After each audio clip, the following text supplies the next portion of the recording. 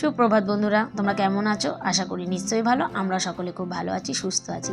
আজকে আমি ছাদ বাগান দিয়ে ভিডিওটা শুরু করলাম। দেখো কত জবা ফুল ফুটেছে, দুটো গাছেই ফুল ভরে গেছে, এটা হলুদ ওইটা অরেঞ্জ। আজকে ঠাকুরকে তুলে দিয়েছি ফুল, জানো তো। আজকে তো মেয়ে পুজো দিয়েছে, আমি দিইনি। ছাদে যখন গেছিলাম একবারে চিরুনি নিয়ে গেছি, এত চুল উঠছে না, মানে ভাষায় প্রকাশ করা যাবে না, এত চুল উঠছে আমার।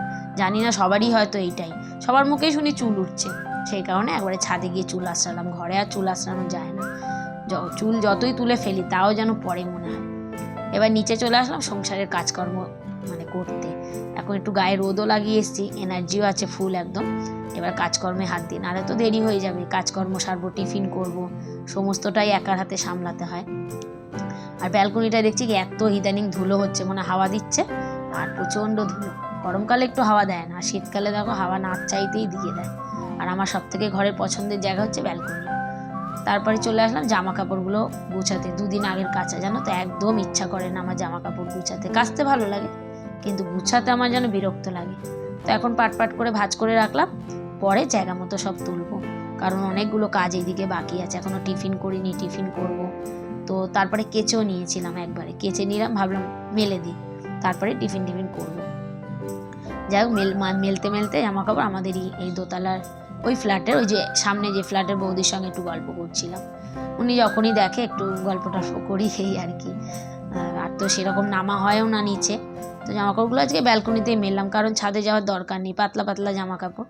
আর বেলার দিকে না এই দিকটা একটু রোদ আসে, সেই কারণে আজকে খুব একটা বেশি কাচিনি, অল্পই কেচেছি। ঠান্ডায় দেখবে বেশি জল ঘাটতে ভালো লাগে না। আমার মেশিন আছে, তাও আমি খুব একটা মেশিনে দিই না, ভালো লাগে না সবসময় মেশিনে। আর দেখো এমন কিছু জামা কাপড় নোংরা হয়ও না যে সবসময় মেশিনে দিতে হবে। হ্যাঁ, ভারী জিনিস হলে আমি দিয়ে দিই। তারপরে মেয়েকে দিয়ে দিলাম আর ওর দাদুকে দিয়ে দিলাম টিফিন, কারণ মেয়ে যাবে একটু কলেজের দরকার আছে। আর আমার শ্বশুর তো এখন আছে আমাদের কাছে, চলে যাবে উনি আমি যখন কটক যাব।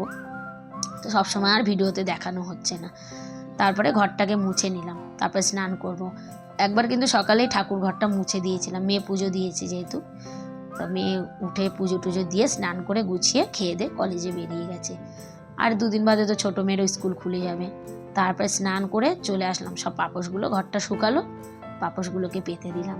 কারণ একটু ঠান্ডা ঠান্ডা মেঝেটা লাগে, একটু কার্পেটটাও বিছিয়ে দিলাম। কার্পেটটা পাতা থাকলে কি একটু মেঝেতে বসলাম, নাহলে ঠান্ডায় তো একদম বসা যায় না। আর ঠান্ডা কিন্তু খুব একটা আমাদের এখানে পড়েনি।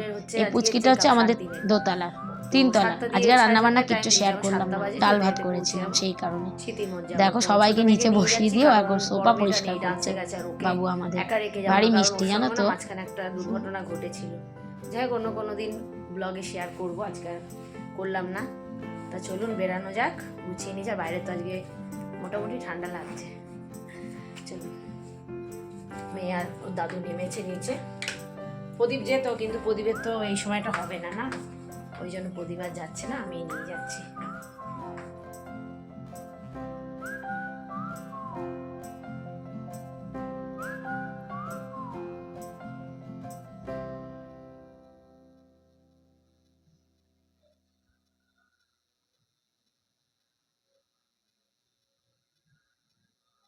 তারপরে বেরিয়ে ডলকে নিয়ে গেলাম, কারণ বড় মেয়ে নেই বললাম তো। হেঁটে ডাল্লাপ যাব, তারপরে ওখান থেকে টোটো ধরে শীতির মঠ যাবো। ওই যে আমার শ্বশুর আর আমার ছোটো মেয়ে আগে হাঁটু করে যাচ্ছে। ছোটো মেয়ে যাবে না বলছিল, তো দাদু বললো চল, ভালো লাগবে, একটু ঘুরে আসবি, সবসময় তো ঘরে থাকিস।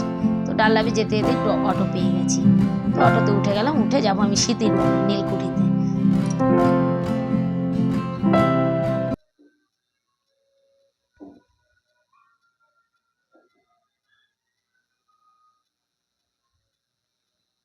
এই যে দেখতে দেখতে চলে আসলাম ডাক্তারের চেম্বারে। আর আজকে ওনার হচ্ছে 7 দিন পরে চেক আপ। তো যদিও ভিডিওটা একটু লেট হয়ে গেছে আমার ছাড়তে, তো আমরা যখন গেছি ডক্টরবাবু তখনও আসেননি। তা যাই হোক, রিসেপশানে বসে আছি টাকা পয়সা জমা দিয়ে। আর এখন তো সব জায়গায় মানে আগে